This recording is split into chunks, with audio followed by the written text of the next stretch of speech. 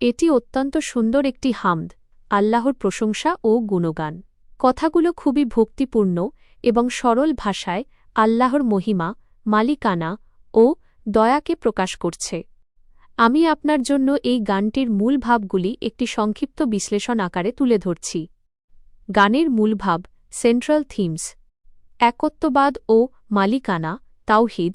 গানটির প্রধান বার্তা হল আল্লাহর একক মালিকানা এবং সার্বভৌমত্বের ঘোষণা। বারবার বলা হচ্ছে যে তিনিই মহাবিশ্বের মালিক এবং এই পৃথিবীতে তিনি ছাড়া আপন আর কেউ নেই।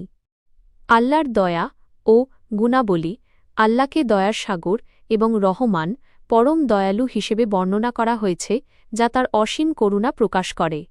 সৃষ্টিকর্তার প্রতি আনুগত্য, আল্লাহকে সৃষ্টিকর্তা হিসেবে স্বীকার করা হয়েছে এবং তার অতুলনীয়তা, তোমার নাই তো জুড়ি, ঘোষণা করা হয়েছে।